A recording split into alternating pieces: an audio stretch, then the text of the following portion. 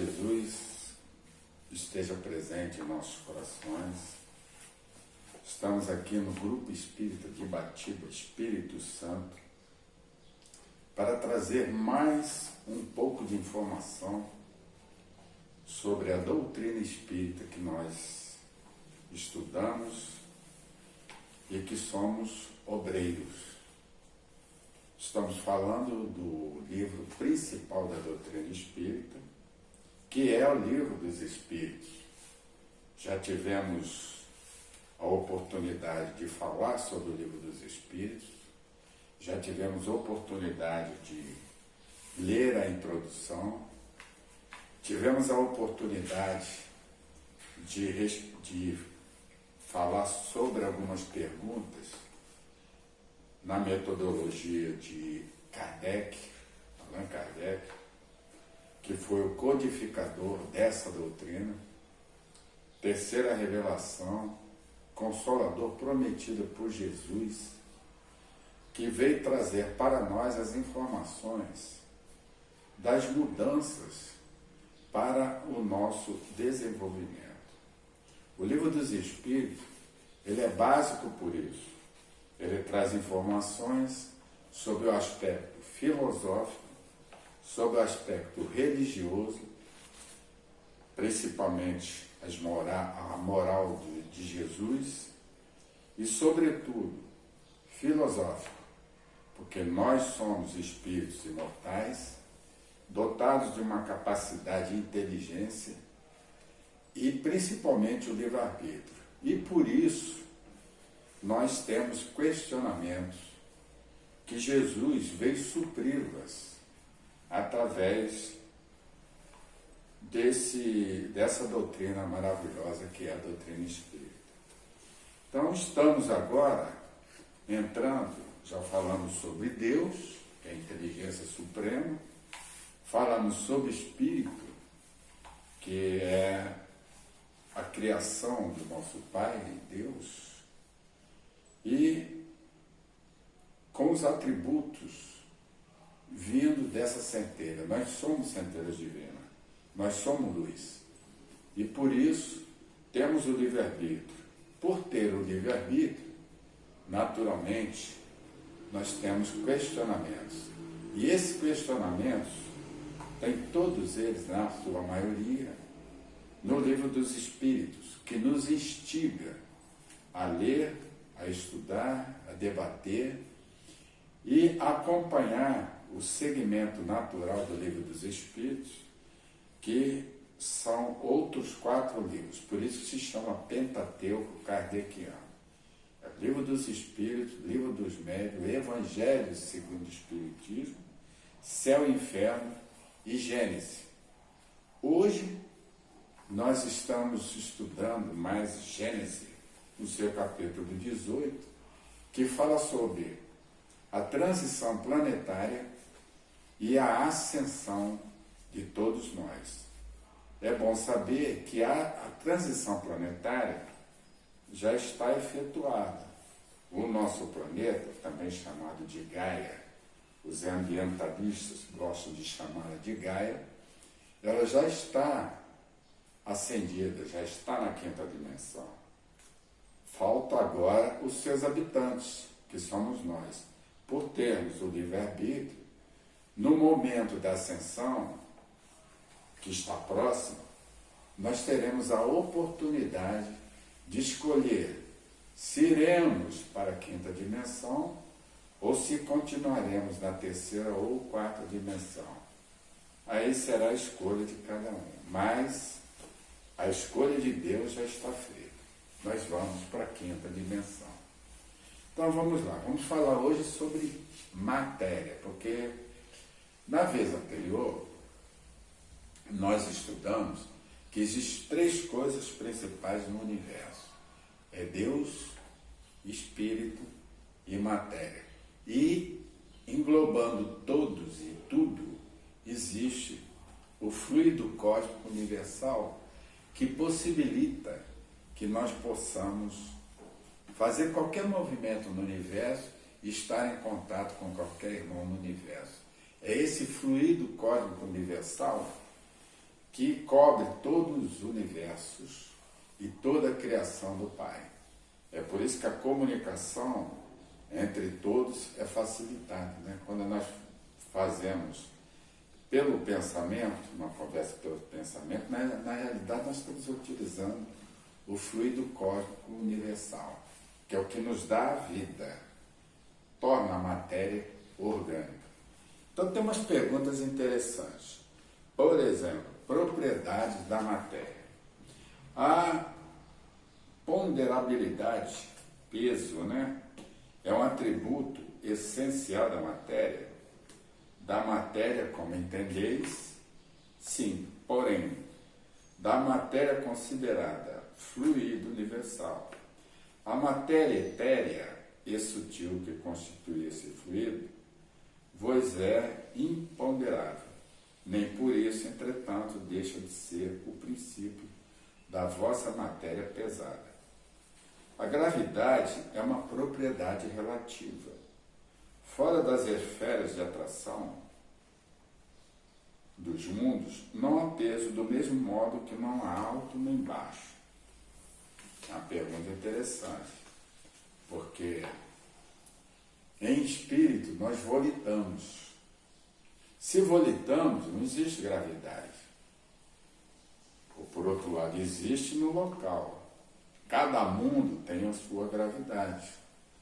Se vier um nosso irmão de outro planeta em que a gravidade lá seja mais pesada do que aqui, ele aqui vai ficar mais leve.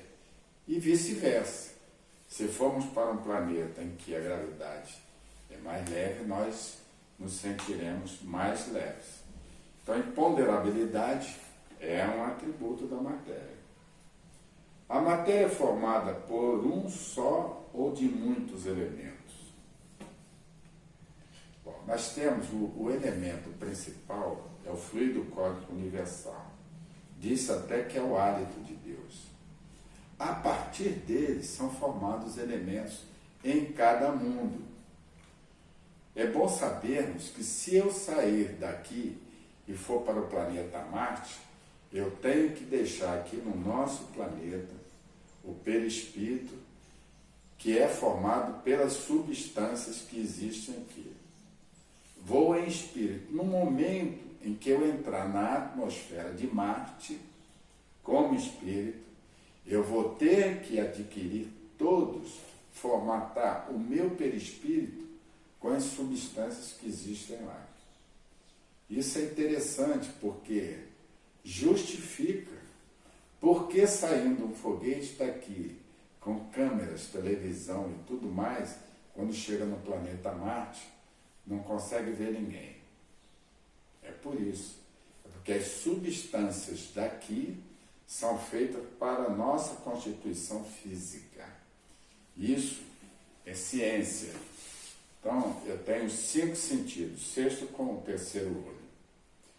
Esses sentidos são capazes de detectar a matéria no nosso planeta. Em outro planeta, naturalmente que não, porque os elementos são outros.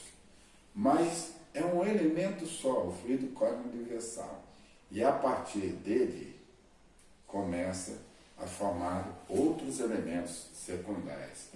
Aliás, a ciência já falava, eu me lembro, que nós estudávamos ciência no ginásio e dizia que fora da nossa atmosfera não tinha nada, era o vácuo.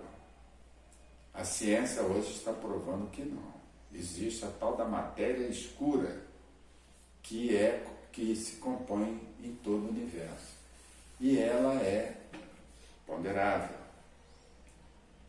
De onde se originam as diversas propriedades da matéria? São modificações que as moléculas elementares sofrem por efeito da sua união em certas circunstâncias. Então você tem, por exemplo, a água. Ela tem 3 estados. Ela tem o estado normal, que é o líquido. Tem o gasoso, quando você bota sob a ação do fogo. E tem o gelado, em pedra, que quando sofre efeito de temperaturas baixas, ela se torna pedra. Mas é o mesmo elemento. Dá para entender, né? Que conforme a circunstância, e sob pressão, e sob ação da temperatura, ela toma outros formatos. Essa é a parte científica, né? Que nós aprendemos no ginásio, que é muito elementar, mas nos dá para entender hoje como essas coisas acontecem. No tempo de Jesus, não dava para explicar isso, né? Uma outra perguntinha aqui, muito interessante.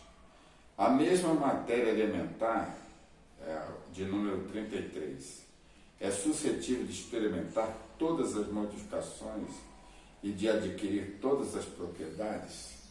E a resposta que os espíritos superiores dão, sim. E é isso que se deve entender quando dizemos que tudo está em tudo. Não existe mistério. O nosso Pai é muito simples. Nós é que enrolamos tudo e achamos tudo complexo. Ele é de uma simplicidade maravilhosa. Mas nós só temos condições de aprender e apreender todo esse conhecimento à medida que nós crescemos. Cada dia e cada instante, nós vamos crescendo mais. Os véus vão se abrindo. Quando você abre o véu de uma ciência, quando você pensa que está vendo tudo, você está vendo o início. Você tira o véu, vem outra gama de conhecimentos para você conhecer e dominar. Aliás, essa é a razão por que nós reencarnamos. Para aprender e para ter a ligação com os nossos semelhantes, que não podemos viver sozinhos. Nós crescemos junto com todos nós. E aí, vem mais uma pergunta aqui, explicação, né? O oxigênio, o hidrogênio, o azoto, o carbono e todos os corpos que consideramos simples são meras modificações da substância primitiva, tá certo? Na impossibilidade em que ainda nos achamos de remontar, a não ser pelo pensamento, a esta matéria primária, esses corpos são para nós verdadeiros elementos e podemos, sem maiores consequências, tê-los como tais até nova ordem. Então, quando estudamos química, existe uma tabela, né, em que o primeiro elemento é hidrogênio, depois vem outros elementos, são 200 e poucos elementos, alguns ainda não foram descobertos, mas essa tabela existe e será descoberta. E são coisas que nós usamos no dia a dia, mas tudo provém desse fluido cósmico universal. Simples, né?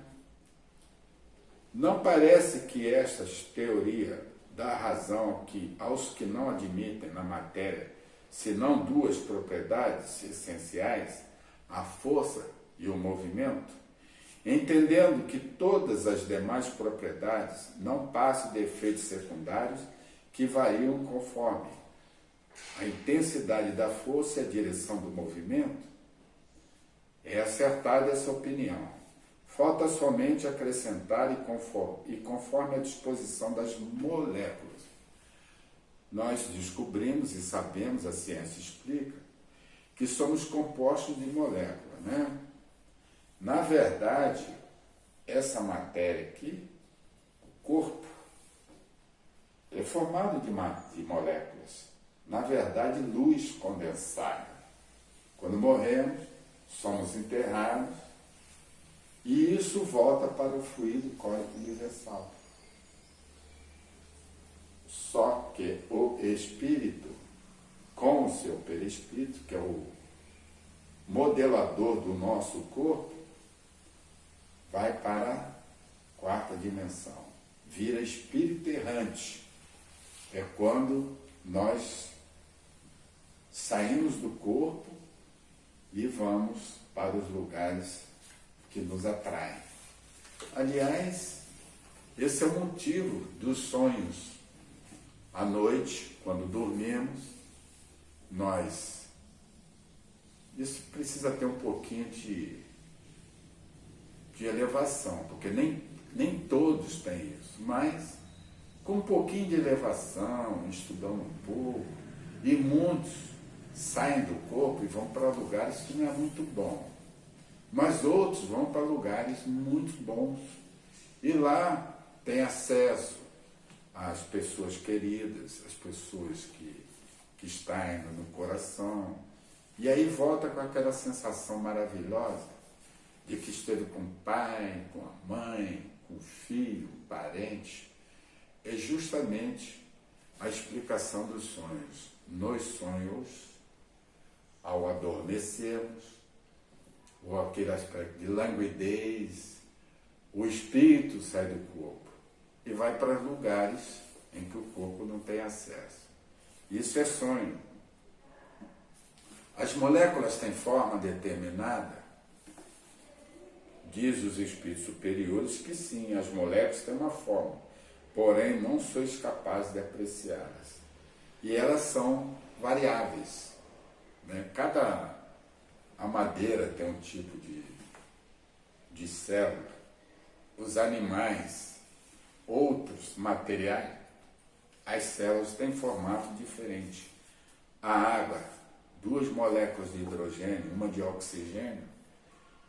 Interessante, porque o que a gente vê é uma substância que a gente bebe, precisa, é necessário. Sem água nós não sobrevivemos. O nosso corpo mesmo é composto de muita água, mas se formos analisar, como é que a gente vai ver 2 moléculas de hidrogênio e uma de oxigênio numa gota d'água? Só com um microscópio. É para isso que a ciência existe, para trazer para nós essas informações. Aí vem aqui um capítulo sobre o espaço universal na pergunta 35. E faz a seguinte pergunta: o espaço universal é infinito ou limitado? Depois de aprendermos o que nós aprendemos até agora, a resposta é simples. Claro que também é infinito. Que nós não conseguimos imaginar quando foi que Deus começou a criar. Sabemos que não vai terminar nunca. Então, todo esse conhecimento, toda essa criação é infinita. Nós mesmos, como espíritos, somos criaturas milenares. Eu disse milenares. Bilhões de milênios que nós existimos. Nós já viemos de outros planetas, somos ETs, olha só. E as pessoas têm medo de ETs. Então tem medo de olhar no espelho e se ver, né? Porque nós viemos de uma constelação fora desse planeta, que ainda estava num processo de criação por Jesus, e viemos de lá para habitar aqui, junto com os habitantes que foram criados aqui e trazidos também, todos por problemas de moral. Somos inteligentes, mas a nossa moral não dá condição de nós vivermos mais em planetas habitados por bons espíritos. Teremos que sair desses planetas e ir para mundos primitivos, que um dia eu vou dar descrição pelo livro dos Espíritos. Que mundos são esses? Mundos com capacidade, como nós estivéssemos vivendo há 100 mil anos atrás. Esses são mundos primitivos. E é para lá que muitos de nós seremos exilados para poder continuar, através das reencarnações, o nosso processo educativo. Porque reencarnação não é punição. É um processo educativo que Deus Pai e Mãe utiliza para a nossa própria evolução. Meus irmãos, estamos encerrando aqui o capítulo 2 e vamos partir agora para da criação dos mundos, criação dos seres vivos. Como isso é feito? Como é que Deus Pai e Mãe nos criou, cria a matéria, para que serve a matéria e outras questões mais adiantadas. Nós estamos fazendo a base e agora vamos partir mais para outras informações no Livro dos Espíritos, livro base da doutrina espírita. Tudo que vier a partir de janeiro, nós vamos lembrar que a doutrina espírita traz todas essas informações para nós. Se estiver interessado, acompanhe pelo Instagram, pelo YouTube, no Grupo Espírita de Batiba, Espírito Santo.